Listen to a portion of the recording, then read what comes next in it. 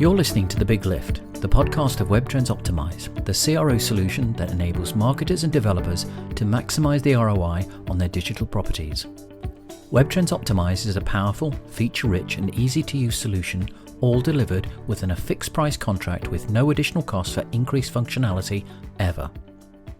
During these podcasts, we meet some of the key influencers within the marketing and conversion world to understand their roles and examine their challenges. In today's economic climate, it's not surprising that every online company is clambering to gain and retain customers, and many look to technology to help them with their challenges. In a slight departure from our normal discussions, I look towards a technology that sits between your analytics and testing platforms that helps you recognise what you should be testing.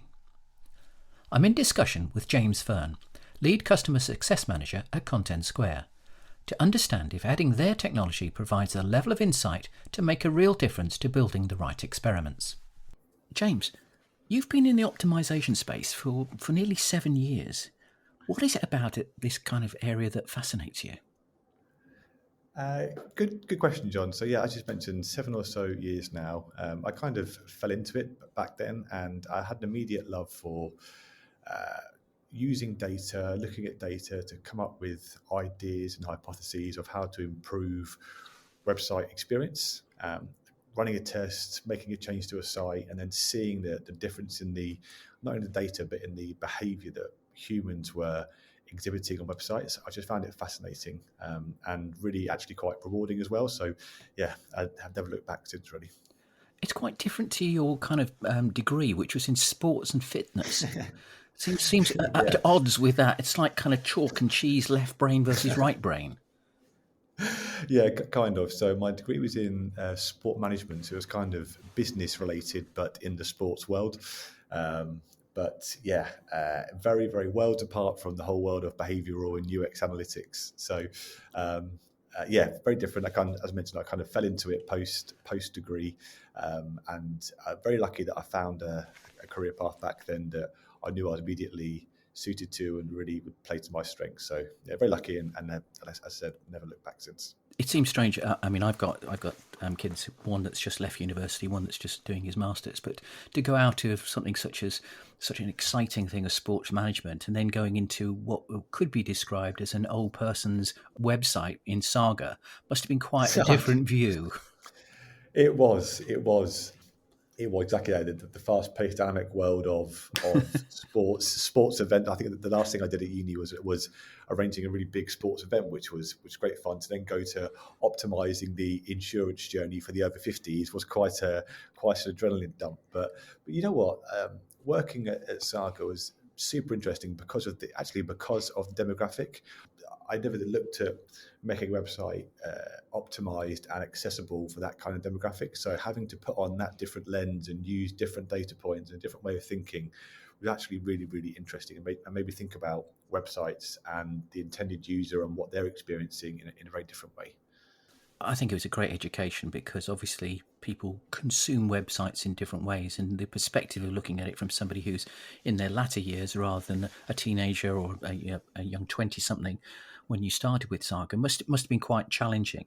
And I think that's a great asset to have as you go through your career in digital, to be able to see actually it's all about the customer, it's not about the company, and trying to be able to make sure that individual is reading what you want to read in the way you want it to be read. Absolutely. And so absolutely at Saga, lots of experience of that in terms of a very different demographic. And now at Contentsquare now, working with lots and lots of customers and seeing how different organizations, some of which are more customer centric than others, and the difference in their digital offering when you are truly looking after the customer, it makes such a big difference.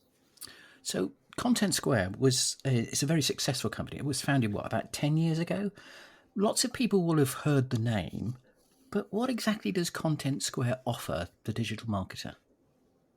Yeah, so we've just, I think, celebrated our 12-year anniversary, actually, and we had a bit of a celebration for that, which is really good. But we describe ourselves as a UX or a user analytics platform. So we are here to provide anybody within the digital space with easy to digest, actionable data to make sure they are using data behind their decisions and making their websites and apps as optimized as possible for their customers. So for years and years and years gone by, data has often been held by the analysts within a company and a BI team and the very, very data heavy people.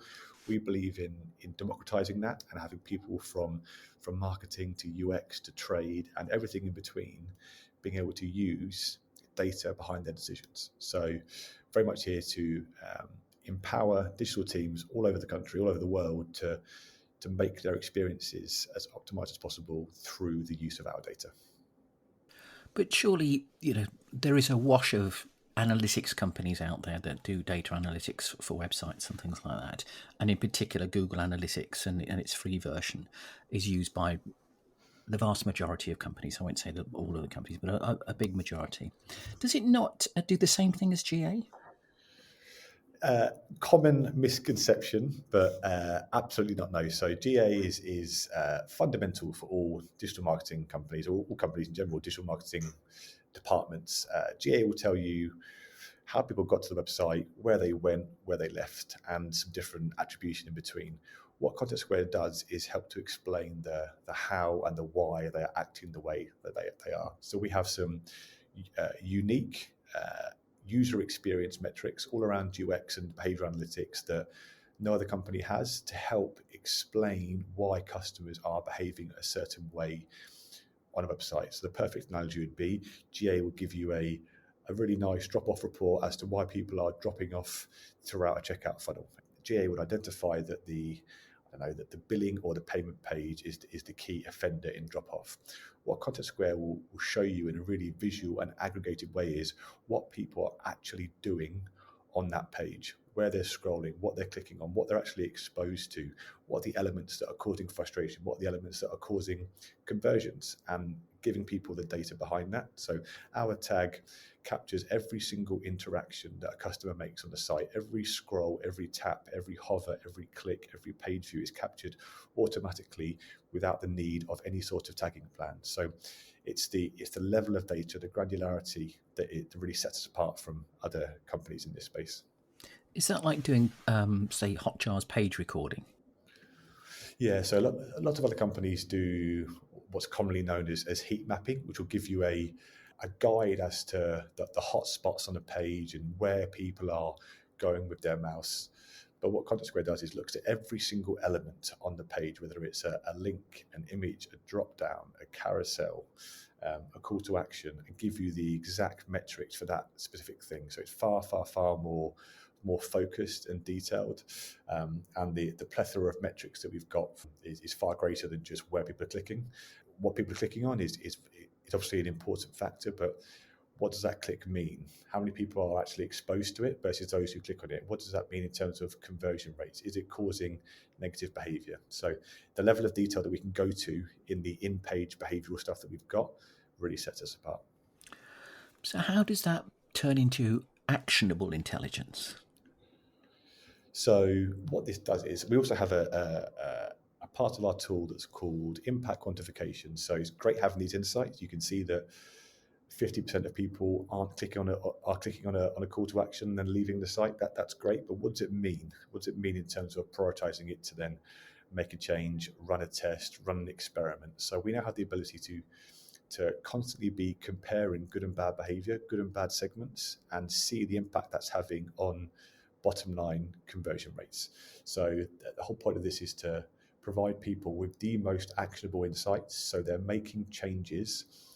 They're making the tests and the changes that can have the biggest impact first. So one of the older mindsets in this space was people love to watch session replays, session recordings. They love to see real customers on their sites, and completely agree, it's fascinating. But what you can end up doing is making a decision, a change, or giving resource to something that only one or two users is experiencing, and it could not be a problem for many customers. We really try and flip that methodology and look at aggregated data. What are the biggest cohort of customers seeing or doing on the site, and fixing those problems or going down those opportunities and then validating the hypotheses with session replay. So it's a kind of a change in the mindset. We're trying to make sure that we're actioning the biggest low-hanging fruit and fixing the biggest problems first. You mentioned a little earlier you wanted to democratize data, but surely aren't you creating more data points along the way? Because by being able to democratize it, individuals are collecting their own sets of data, and that could be different to somebody else's set of data. Is that not correct?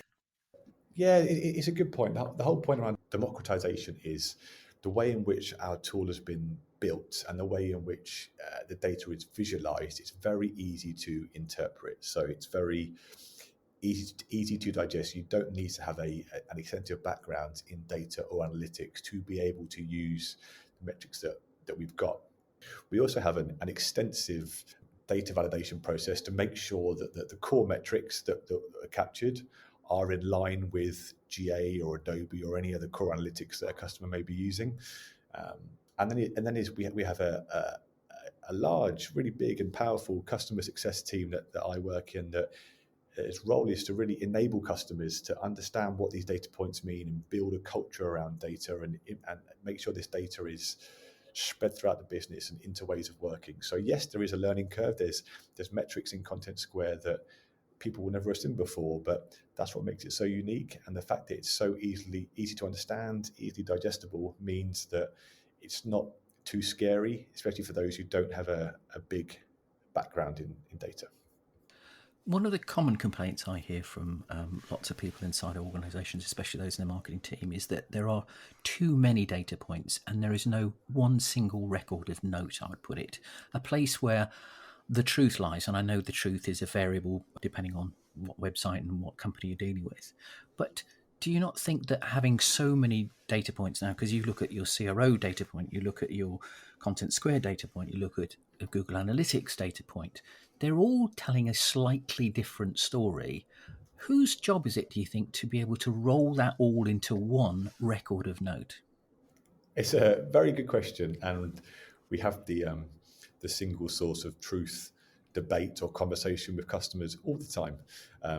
One way that we've tried to navigate this is by making our platform really open to other data sources. So by that, what I mean is we very typically with a customer, we will integrate with Google Analytics. We will be importing segments from GA, so the marketing channels, anything that's unique to that customer that GA is providing reporting on, we will ingest those segments into our platform. The same with the testing tool. Any testing tool will integrate with Contentsquare, and we will automatically pull in the control and variant segments into the platform. And therefore, we can create some dashboards that we call workspaces that show all the key metrics that are important to any person within digital at a business, how their key metrics are performing, whether that's through a test via a third party, whether it's from a channel that's being looked at in GA. So we really want to be at the center of that source of truth. Yes, our data is unique, but we really want to be open with the way we work with other data sources and help build that central source of truth. So on the one end, you've got your analytics, that's Google Analytics. You've got Contentsquare in the middle, and then you've got a CRO solution. How do they blend together from the Contentsquare to the A/B testing engine?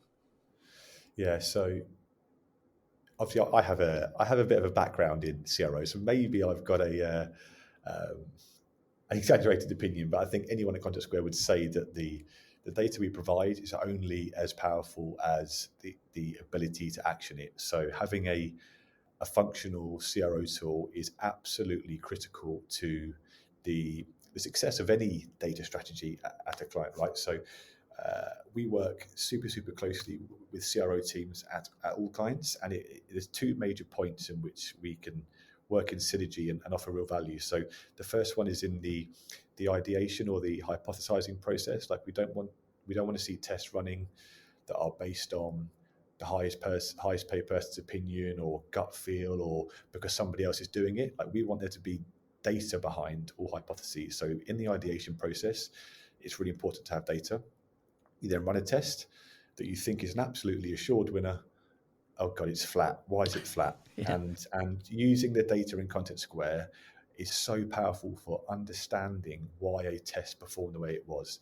And often it wasn't that the idea was wrong, but it was the execution that was wrong. And the data in Contentsquare will help understand that. Likewise, lots of CRO teams, if a test wins, they'll pat themselves on the back, move on to the next page or the next test, whatever they have in their roadmap. But using Contentsquare, there's loads of little gold in iterating on a winning test to then create more wins. So there's some great examples of retailers where they've had a really successful test they've run, but using the data in Contentsquare, they then iterated and had an even bigger uplift. So using the data to wrap up the results and help to understand why a result performed the way it was, whether that's positive, negative, or negligible, is super powerful. So you mentioned that having a CRO solution is probably fundamental in being able to get the most out of Contentsquare. That would traditionally put you in the higher echelons of websites, the big online retailers and things like that. Is there any value in being able to offer that your solution to a kind of an SME kind of market space where there's a vast majority of growth in websites, but they don't necessarily have the money to fund things like 3 different technologies to be able to get the best out of their data? Would you say that Contentsquare is a more enterprise type of solution? I'd say there's definitely a place for those SME type businesses, purely because in that hyper growth stage, there's so much opportunity. There's so much unknown as to the direction, what to do, and Contentsquare, although the data is brilliant. Lots of what we do is trying to get companies and customers set up properly with data. So having that structure around data and CRO will only benefit a customer hugely in the future. So certainly not limited to enterprise businesses. We have a huge plethora of smaller SMEs that we work with, and if anything, they're often some of our most fruitful customers in terms of their value from the partnership, because there's less barriers to change, there's less process to go through, and they can see an insight, they can knock up a test and they can run it. And it's that agility that is really key to success. And sometimes with the bigger companies, there's lots of red tape, there's a huge dev backlog, and it can be harder to get tests or changes made. So sometimes the fluidity and the agility of those smaller companies is really powerful. But fundamentally, they have to have the opinion that testing is an essential part of their website design and development. And I know that there's many companies that are skeptical in that space because we come across them day in, day out. It's becoming more pervasive, but it's still seen somewhat as a dark art with lack of expertise available. There aren't enough CRO specialists out there to be able to cope with the potential demand of everybody moving to a CRO solution. Yet adding Contentsquare into it, which is a good thing because it will help develop the marketplace for both of us, both your company and our company, it would seem that that's really going to be challenging to be able to get the most out of your product because they can't really, or they don't really have the expertise in the CRO bit. I think we'd all like the market to be able to grow, but these challenges, especially with less and less people available to do these kind of roles today, is going to not move hopefully as fast as you would like it to be, or as fast as we would like it to be.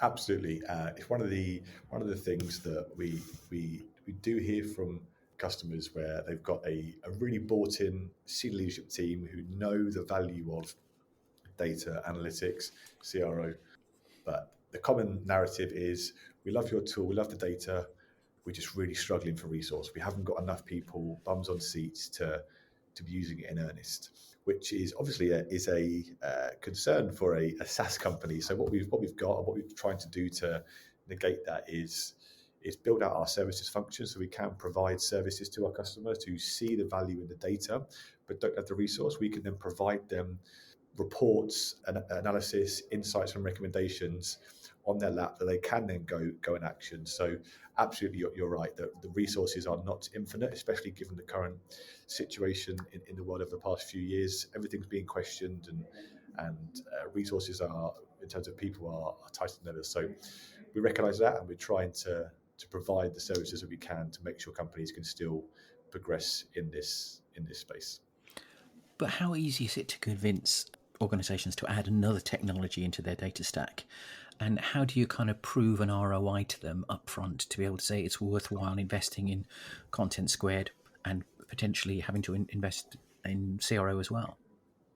Yeah, so I guess there's two different cohorts there, isn't there? There's the senior leadership teams at clients who are really bought in with the prospect and the idea of being data driven and CRO, and that's one narrative. And there's the other one, the potentially the more common one, more old fashioned one, that are still skeptical about our space around being data driven, being brave enough to go and test and learn and test and learn. So there's kind of two different conversations there we have with customers.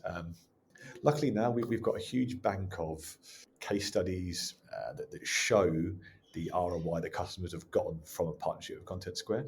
So it's very easy for us to say, look, we work with a number of customers in your space. This is the average ROI that a customer gets from us.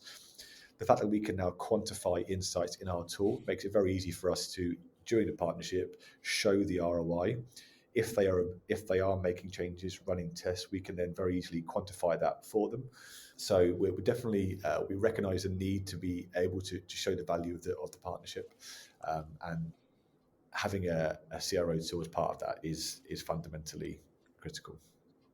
I was going to say it must be difficult to be able to have a measurable attribution within Google Content Squared and say a CRO solution, because it's very challenging to be able to say which bit of that pipe Great actually question. helped convert it. Great point. And I've had some really interesting conversations with execs before when they have been very scared of double counting ROI, like between Contentsquare and a testing tool. And for us, like, we're not trying to do any sort of smokes and mirrors here. We're trying to be very transparent. All we want to prove when working with CRO tools is that these tests that generated this money were influenced and potentially would not have been run without Contentsquare's data. We understand we are not an action tool, and without the testing tool, tests couldn't have been run. But our narrative is that this data has greatly influenced this test, and that is the ROI of the partnership. Around this time last year, we were all talking about the problems that retail in particular were suffering: COVID, supply chain issues, discounting around Black Friday. It seems that there are new problems that are just as real: the cost of living crisis that we're going through, the supply shortages due to the war in Ukraine, fuel costs and staff shortages. At these critical times, how does Contentsquare help companies to ride the storm, if I want to put it that way? Yeah, we try and do all we can. We realise that companies, like, in the coal face, are really going through it at the moment, and it feels like a bit of a constant battering over the past few years. The message we try to get across, and the way we try and support, is that we understand that additional spend right now is always difficult. However, optimizing your current user base, your current customers, is therefore ever more critical. So are you getting everything that you possibly could out of your existing website, out of your existing customer base? So things like using Contentsquare to optimize marketing spend, optimize efficiencies there, using our error detection modules to make sure the site is working correctly from a site speed perspective, which affects SEO rankings, from a technical perspective to make sure it's error free. So we're trying to, I guess, move with the times and make sure that companies can, without putting as much resource in, can still get value from their existing customer base and website. One of the challenges that we see as a CRO vendor is traffic volumes. If there isn't sufficient volume of traffic to be able to test, it seems an extravagance to employ a CRO vendor. Would that be the same for a Contentsquare? Not necessarily. So obviously, the more data, then the more robust data you've got. I guess the fact that all of our data is aggregated, or the way that our methodology is all aggregated, means you don't need huge amounts of data to get a good data set that can then be actioned upon. So yes, obviously, traffic trends in certain industries are dipping, but because we don't look at things at an individual session level. We look at things in aggregated level to find the biggest areas of opportunity. That can still be done even on sort of lower traffic sites as well. But it would be a bit more challenging to be able to prove an ROI if the volume of changes isn't sufficient. Yeah, exactly. Yeah. So would there be any differences between how you perceive a B2B client versus a business to consumer? I can see the value in business consumer, high traffic, high pages, number of clicks very high, good interaction. But from a business to business perspective, it tends to be a slower process to convert an interest into a customer. How does Contentsquare help in that respect, where the sales cycle is a lot longer? Yeah, so interestingly, our marketing team often say there is no such thing as B2B, and B2B, you're still marketing or selling to a person. A person is managing that website, is making that decision. So we try to always think about the person behind the B2B, which is really interesting. We actually have an ever-growing group of B2B customers because, as you mentioned, it's a slow cycle, which has meant in the past that their websites and their digital offering has been a bit of an afterthought. And the companies that are now going on this journey to make sure their websites and their apps are as optimized as possible are going to get ahead and are getting ahead. So again, I think it's a cultural shift in those industries, and I think it's now happening where those that are data driven and making their websites as optimized as possible, as the world naturally does go more digital, are going to have a head start. Does your technology, would its fundamental tagline be it helps customer experience, or is it just about being able to reduce friction? I'd say definitely both. So it's to make digital experiences better for all. And that's through enhancing experiences, but it's through making sure it's watertight technically as well. So both of those things roll up into making your websites the best experience it can be for your customers. So we talk about a lot of artificial intelligence, and I'm assuming that Contentsquare is an artificial intelligence engine as well? Yeah, so there's been loads of work that gone into that. Obviously, we capture trillions of interactions all the time. We're capturing so much data, and the artificial intelligence part of our business is really making gains now to provide the insight to the customer. So there's a part of our tool that's called CS Insights that is constantly mining through the data and actually telling the customer that you've got problems on this page, on this part of the page, this is the impact, and here is a session recording to show it. So it's no longer just saying to customers, here's the data, go and explore it. No, here's the data, but we know what's happening in the background. Here's the exact part of the page where there's a problem, and here's a way of showing it. So yeah, that whole AI piece, and our thoughts on that is all around like speed to insight, especially as you mentioned before, around with resource being stretched and people being asked to do more with less or more with the same. That speed to insight for us is a really big focus. So automating things and providing insights through the tool quickly and easily is really important. And how does the artificial intelligence part of the conversation with potential customers sit? Are they happy with the fact that it's all kind of automated, or is there still this fear of trust?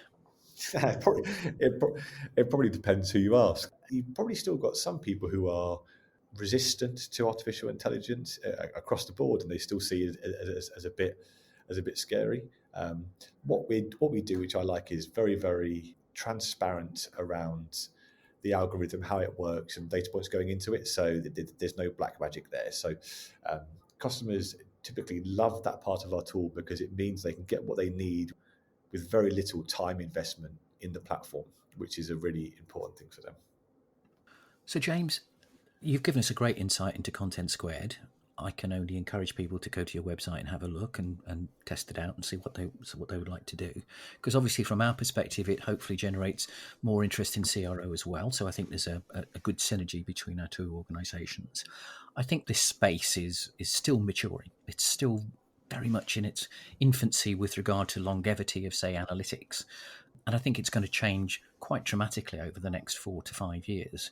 It'd be interesting if we could perhaps pick a time, say in the next year or so, that we sit down and say, what's changed, what's happened, how did the economic situation affect what's gone on. Obviously, COVID had a massive impact on lots of businesses, but it'd be interesting if we could meet up again in, say, a year or so's time. Would you be up for that? Yeah, would absolutely love to, and I completely agree that I think this space is only going to take off. Um, See it more and more now that customers who in the past have had a free or a freemium CRO solution where there's a limited number of tests that you can run per month, et cetera, are now seeing that that's not enough. And they now know they need to really ramp up this part of their business. So yeah, I think it's going to explode and would love to come and talk about it again. So, James, thank you very much. Great discussion. We're sure to speak again in 18 months' time. Brilliant. Thanks, John. Take care.